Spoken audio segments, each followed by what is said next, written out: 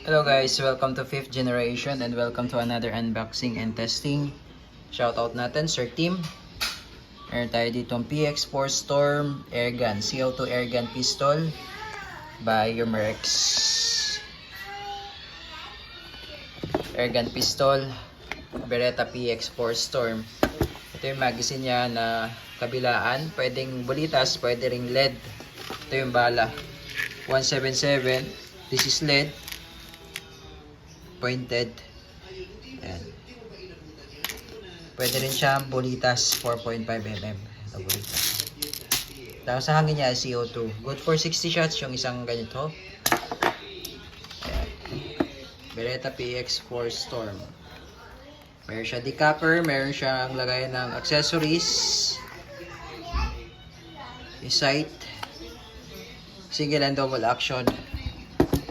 Ito yung magazine niya, stick type. Rotary mag, 8-8 ang laman, so mayroon makikita nyo po, ayan o. Baliktaran yan. Dito sa specs niya, ayan o. 2x8. Ayan. So bali, yung isang rotary, 8 ang laman, baliktaran, so pwedeng pellet, pwedeng bulitas. CO2 powered, PX4 Storm. Okay, so load tayo ng bala. Ayan. Makikita nyo po yung picture niya. Ayan. Ito yung LED pellets na 177. Pasok mo na siya dyan. Ayan.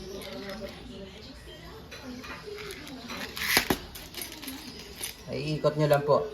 It's either counterclockwise or clockwise. Wala problema. Ikot. Ikot yan. So, bali 8 po ang laman nito. Rotary mag.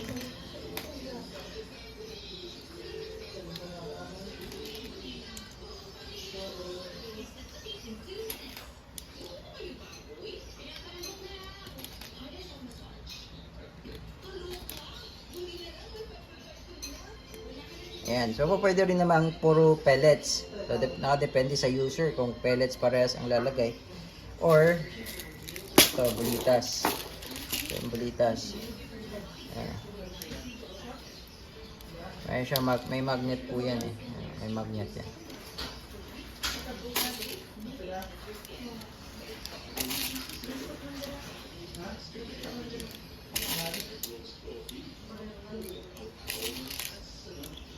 Bali 8. So ngayon, sasalpak mo siya dito. Ayan, pag ganyan. Ganyan yung salpak na. Ayan. Pag naubos yung 8, kunwari naubos yung 8, babalik tarin mo lang siya. Ayan. So ganun lang po yun. 8 rounder per rotary.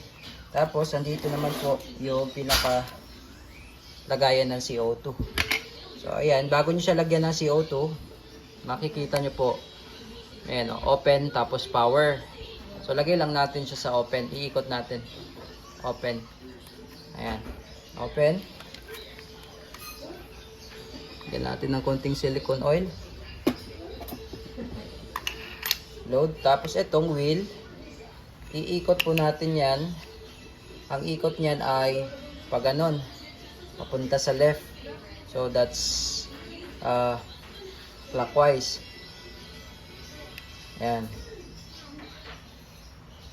Tapos once nasagad na yung ikot niya hanggang dito sa may dulo ng CO2, okay na yan.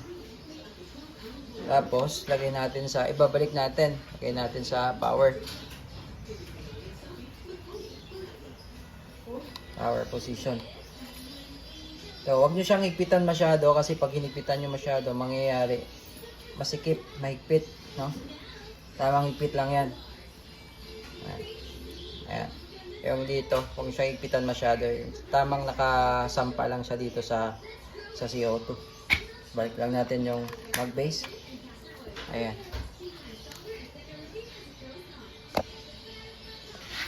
Tapos ito, meron tong decapper.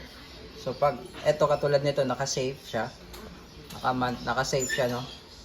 Safety on. Pag binaba mo yung hammer, di siya ma-activate, di siya mabababa. Kasi naka-safe yan. So ito yung pinaka-safety niya. Sa real steel, sa totoong baril na dito safety niya. Sa ngayon, ito sa airgun, design lang to. So lagay mo lang siya sa fire. Bali push backward, tapos downward, tapos push backward, upward. Yun sa safe. Yan. So ngayon, yan, katulad yan. Naka-off yung safety niya. So pag binaba mo to, kasi single and double action siya. Yan, bumababa siya, di ba? Ngayon, pag binaba ko tong safety, meron siyang decocking system. Di-decock siya. Tapos pwede mo siya lagyan ng accessories, flashlight. Ayan. PX4 Storm dual ammo. Testing. Testing po, PX4 Storm dual ammo. Ayan, so single and double action. Ayan.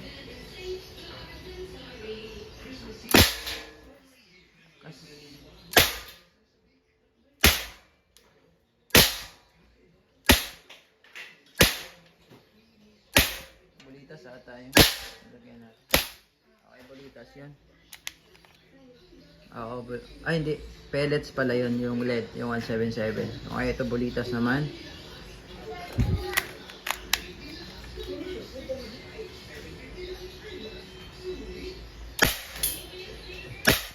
Ingat lang sa bulitas kasi bumaban. So, hindi siya nag-open slide dahil nga rotary yung magazine niya eh. Hindi siya spring. Ayan. So, goods na to. Wala nang bala. Wala nang bala. Pwede namang hindi nyo i-release. Tapos, huwag nyo kalabitin po, no? Kasi, hindi siya... dito kasi CO2 niya eh. So, wala sa magazine. So, pag ni-release mo yung magazine, meron pa rin yan. Puputok pa rin yan. Puputok pa rin siya. So, ang gagawin nyo, lagay nyo lang sa safety. Ayan, para ma-decock. And, tapos, pwede kayo mag-load ulit. Then, pasok magazine. Okay, PX4 Storm Dual Ammo Airgun Pistol by Umarex.